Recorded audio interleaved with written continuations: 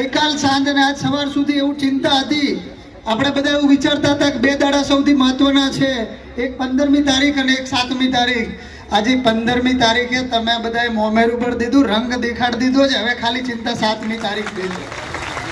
હું આ મંચ ઉપરથી શક્તિસિંહને કહેવા માંગુ છું કે તમે જેવું આ ફોર્મ ભરાય એટલે ખડગેજી ને રાહુલજીને કહી દેજો કે ઇન્ડિયા ગઠબંધન બનાસકાંઠામાંથી જીતે છે. અને અમે કેજરીવાલજી જેલમાં બેઠા છે એમને કહી દઈશું કે ઇન્ડિયા ગઠબંધન બનાસકાંઠામાંથી જીતે છે, એમનું પણ શેર લોહી ચડશે. આપણે બધાએ હવે ફોર્મ ભરવા જઈએ ત્યારે એટલી મોટી લાઈન કરવાની છે અહીંયાથી, એનું લાઈવ ટેલિકાસ્ટ કમલમમાં થતું હોય, કમલમના પાયા ધ્રુજાવાના છે. અને અત્યાર સુધી રવિન્દ્ર ભાટીની ચર્ચા થતી હતી, હવે પછી ગેનીબેનની ગુજરાતમાં ચર્ચા હોવી જોઈએ. બનાસની